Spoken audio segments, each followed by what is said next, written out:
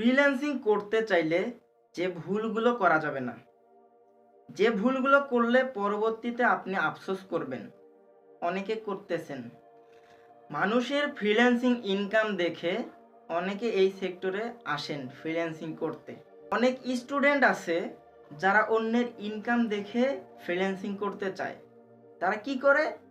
তারা তাদের পড়াশোনা বাদ দিয়ে ফ্রিল্যান্সিং করতে চায়, কিন্তু এই কাজটা কখনোই করা উচিত নয়। ফ্রিল্যান্সিং করতে চাইলে পড়াশোনার পাশাপাশি ফ্রিল্যান্সিং করতে হবে। পড়াশোনা বাদ দিয়ে যে ফ্রিল্যান্সিং করবেন, এই জিনিসটা কখনোই করবেন না। যদি করেন তাহলে পরবর্তীতে আফসোস করবেন।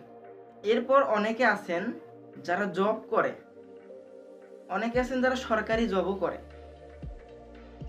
তারা জিজ্ঞেস করে যে আমি 20,000 টাকা বেতনের একটা জব করি, আমি 25,000 টাকা বেতনের একটা জব করি, আমার কি এই জবটা ছেড়ে ফ্রিল্যান্সিংয়ে আসা উচিত? আমার অপিনিয়ন হচ্ছে আপনি এই কাজটা কখনোই করবেন না। আপনার ওই জবটা ছেড়ে ফ্রিল্যান্সিংয়ে আসার কোনো মানেই হয় না। কারণ ফ্রিল্যান্সিংয়ে আসলেই যে আপনি ইনকাম করবেন, বিষয়টা কিন্তু এমন না। আপনি জবের পাশাপাশি ফ্রিল্যান্সিং করতে পারেন। জবের পাশাপাশি ফ্রিল্যান্সিং কাজটা শেখেন, দেন যখন গিয়ে আপনি ফ্রিল্যান্সিং থেকে একটা ইনকাম আসবে, আপনার স্টেবল ইনকাম আসবে, তখন আপনি আপনার জবটা ছেড়ে দিতে পারেন। কিন্তু জব ছেড়ে যে ফ্রিল্যান্সিং শুরু করবেন, এমনটা করবেন না। যারা স্টুডেন্ট আছেন, পড়াশোনার পাশাপাশি ফ্রিল্যান্সিং করেন, পড়াশোনা বাদ দিয়ে নয়। যারা জব করেন, জবের পাশাপাশি ফ্রিল্যান্সিং করেন, জব বাদ দিয়ে নয়। কারণ আপনার একটা ব্যাকআপ লাগবে। যারা জব করেন, আপনাদের একটা ব্যাকআপ লাগবে।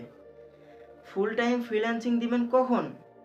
যখন আপনি ফ্রিল্যান্সিংয়ের কাজ শিখেছেন, সেখান থেকে একটা ইনকাম করতেছেন, স্টেবল ইনকাম, তখন আপনি আপনার জবটা ছাড়তে পারেন। মানুষের মধ্যে একটা ভ্রান্ত ধারণা রয়েছে, সেটা হচ্ছে কোর্স করলেই মনে হয় ইনকাম। বিষয়টা আসলে এরকম নয়। ফ্রিল্যান্সিংয়ের কোর্স করতে হবে, পরিশ্রম করতে হবে, ধৈর্য ধরতে হবে, ধৈর্য ধরে লেগে থাকতে হবে, কঠোর পরিশ্রম করতে হবে, কত শত রাত জাগতে হবে। তারপরে গিয়ে আস্তে আস্তে একটা ইনকাম আসা শুরু করবে। আপনি কোর্স নিলেন, কোর্স শেষ করে ইনকাম করবেন, বিষয়টা কিন্তু এমন নয়। সো যারা স্টুডেন্ট আছেন, তারা কখনোই পড়াশোনা বাদ দিয়ে ফ্রিল্যান্সিং আসবেন না। যারা জব করেন, তারা জব ছেড়ে দিয়ে কখনো ফ্রিল্যান্সিং আসবেন না। অ্যান্ড যারা স্টুডেন্ট আছেন, তাদের জন্য সবচেয়ে একটা গুরুত্বপূর্ণ বিষয় হচ্ছে আপনাদের ইংলিশটা ভালোভাবে জানতে হবে। আপনারা পড়াশোনা করবেন, ভালোভাবে ইংলিশটা শিখবেন, ইংলিশে যেন কথা বলতে পারেন, সেভাবে ইংলিশটা পড়বেন। তাহলে পরবর্তীতে ফ্রিল্যান্সিংয়ে কোনো সমস্যা হবে না।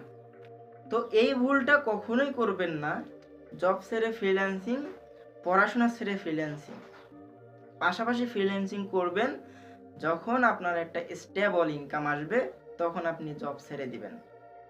আর পড়াশোনা এটা চালিয়েই যাবেন।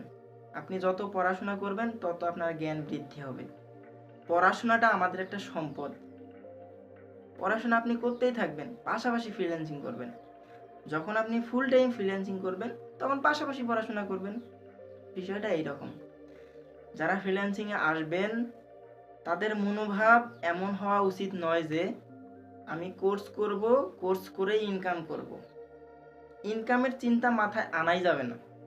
আপনাদের মনোভাব এমন হওয়া দরকার, আপনি কোর্স করবেন, কঠোর পরিশ্রম করবেন, রাতের পর রাত জাগবেন, ধৈর্য ধরবেন, তারপরে গিয়ে ইনকামের কথা চিন্তা করবেন। আগেই কখনো ইনকামের কথা চিন্তা করবেন না।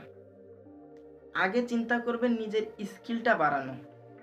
আপনার যদি স্কিলটা ঠিক থাকে, তাহলে আপনি সার্ভিস দিতে পারবেন, তাহলে আপনি ক্লায়েন্টের কাজ করে দিতে পারবেন।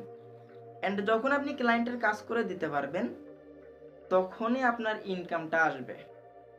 তো মাথায় একটা জিনিস অবশ্যই রাখবেন, মিনিমাম 1 বছর কঠোর পরিশ্রম করতে হবে, শত রাত জাগতে হবে, ধৈর্য ধরে লেগে থাকতে হবে।